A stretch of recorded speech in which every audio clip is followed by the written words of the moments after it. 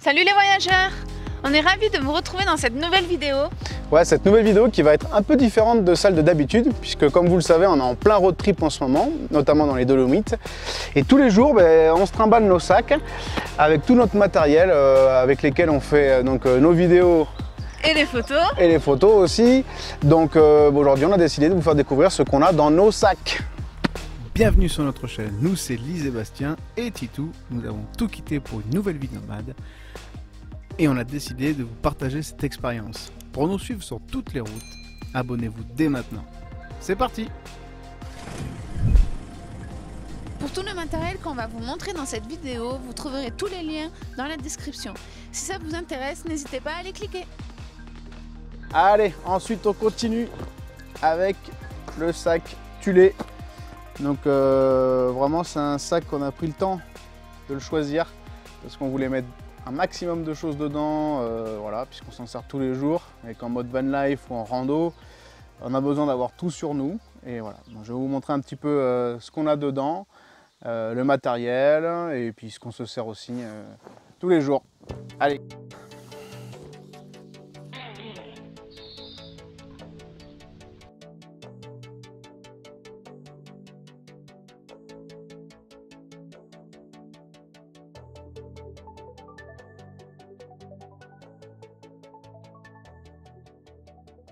Voilà un peu tout ce que j'ai moi dans mon sac.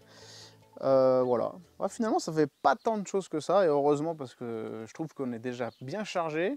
Donc on va commencer par mon boîtier. Donc le boîtier vidéo, c'est le GH5, c'est celui-ci, donc un Panasonic. Je pense qu'il a plus ses preuves à faire dans le monde de la vidéo. Moi j'ai opté pour ce boîtier-là parce que c'est un boîtier performant pour la vidéo. Et voilà. Pour le vlogging, tout ça, c'est vraiment ce qu'il fallait. Micro 4 tiers, c'est pas un plein format parce que le plein format c'est pas le même budget non plus. Et j'en suis très content. Je l'ai couplé donc avec un objectif 12-35, voilà, stabilisé, qui ouvre à 2.8 et ça me permet d'avoir assez de lumière en tout cas pour pouvoir vous proposer les vidéos qu'on fait. Voilà ce que je peux en dire pour le GH5. Très bon boîtier. Ensuite, pour continuer sur la vidéo, bien sûr, on ne peut pas se passer de ça, de notre caméra d'action. Donc c'est pas une GoPro. Beaucoup de gens ont des GoPro. Moi j'ai fait le choix de prendre une Osmo Action. Donc c'est un peu moins cher. Et pour moi c'est aussi performant, c'est très stabilisé.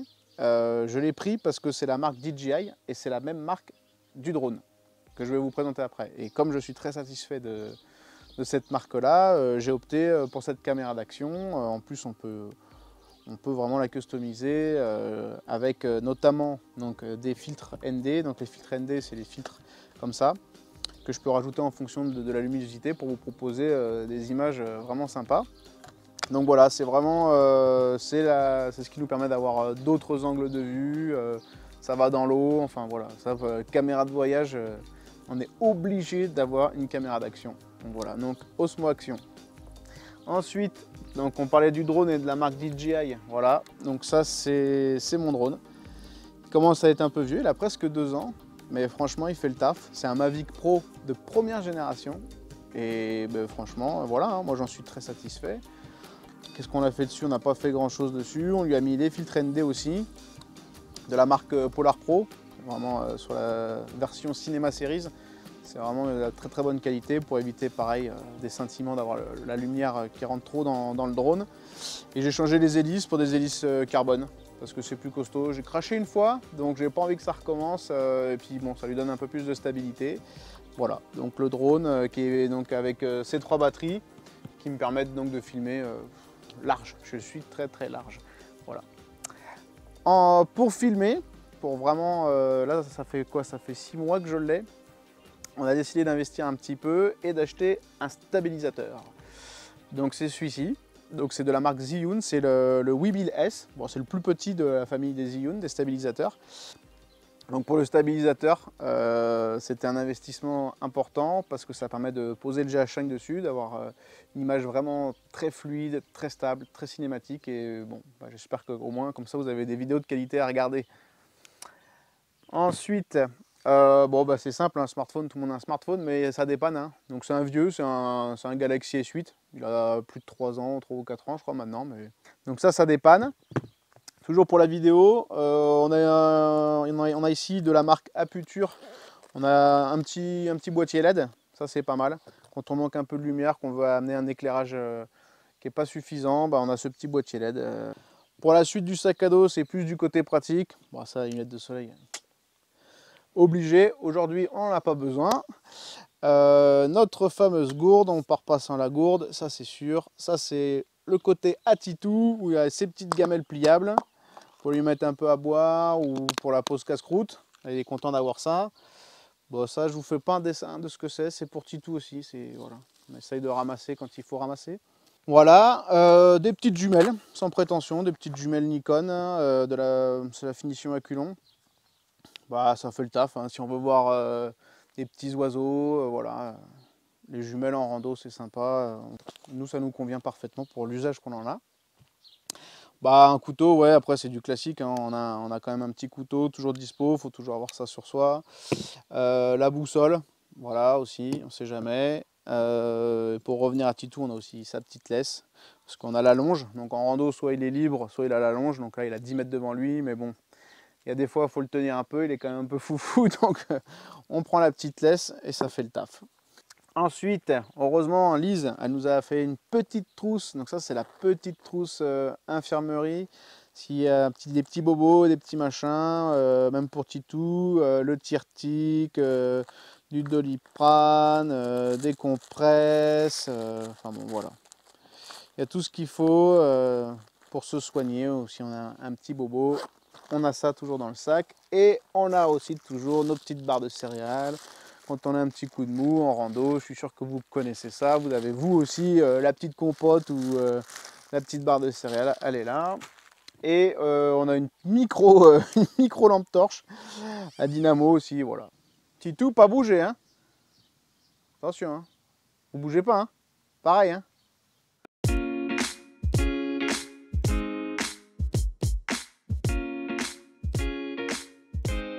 Donc pour continuer, on va parler de mon sac à dos de tous les jours. Donc c'est celui-ci. C'est un sac à dos Lawor Pro. C'est un sac à dos spécial pour le matériel photo. Du coup, je vais vous montrer un petit peu mon matériel. Ce que j'utilise tous les jours, tout le temps. Donc la poche principale, c'est celle-ci. C'est la plus grande. Donc, je vous présente mon boîtier. C'est un Nikon D850. Ça fait pas très longtemps que je l'ai, ça fait que 2 ou 3 mois, mais je suis accro. Il est vraiment génial. Avant, j'avais un Nikon D5300. Il était très bien aussi, je débutais, c'était vraiment parfait. Mais c'est vrai que là, c'est un boîtier professionnel et ça n'a vraiment rien à voir.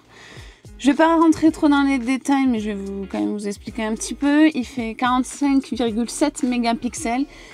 C'est un capteur plein format, mais sur un boîtier réflexe. C'est le seul Nikon comme ça.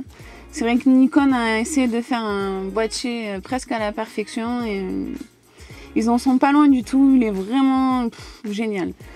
Et j'ai mis beaucoup de temps avant de me décider pour acheter vraiment mon appareil qui me servirait pendant très longtemps parce que c'est quand même un investissement. Je regrette vraiment pas mon choix et il est vraiment génial. Alors s'il y a quelqu'un qui hésite et qui regarde cette vidéo, ben n'hésitez pas. Pour moi il est génial. Le seul défaut qu'il peut avoir, c'est qu'il est un peu lourd. Alors que c'est vrai que quand on a l'habitude de le porter au cou, c'est un peu compliqué. À part le poids, on n'a rien à dire. Quoi dire de plus? Je peux filmer avec aussi, mais en 4K, mais je filme pas parce que c'est Bastien qui filme toutes les vidéos et que moi filmer c'est pas mon truc, je préfère la photo. Donc pour vous parler des objectifs, donc celui-là en premier, c'est un objectif grand angle de chez Tamron. C'est un 15-30 mm qui ouvre à 2.8. Donc c'est à peu près l'objectif que j'utilise pratiquement tout le temps, toute la journée. C'est celui que je laisse sur l'appareil tout le temps. Comme vous le savez, mon truc c'est la photo de paysage. Donc du coup, pour la photo de paysage, le grand angle c'est vraiment le top, moi je trouve. Après c'est mon avis. Après, pour parler de mon deuxième objectif, c'est celui-ci. c'est un téléobjectif, c'est un 100-400 mm de chez Sigma. Et là aussi, il est vraiment top. Je sais que je le dis beaucoup de fois, mais je suis vraiment contente de mon matériel. Donc avec celui-là, je l'utilise très souvent aussi. Je fais surtout de la limalier, des insectes, des paysages qui sont loin, que je peux pas prendre avec le grand angle, des sommets. Ce matin encore, j'ai pris une cascade qui était très loin et qu'on pouvait pas atteindre avec Bastien. Du coup, le téléobjectif m'a vachement bien servi. Vous verrez sur les prochaines photos. Il a plein de fonctions et j'en suis très satisfaite. Donc avec ces deux objectifs, je fais à peu près tout ce que je veux. Bon, j'aimerais bien en avoir un troisième à focale fixe, mais ça on verra plus tard. Parce que c'est déjà un gros investissement tout ce que j'ai. Après, c'est vraiment ma passion, la photo, donc c'est un choix que j'ai fait d'investir là-dedans. Je m'en sers tous les jours j'ai mon sac à dos sur moi, même pour une toute petite balade, j'ai mon sac à dos sur moi. Pour moi, c'est un boîtier de rêve.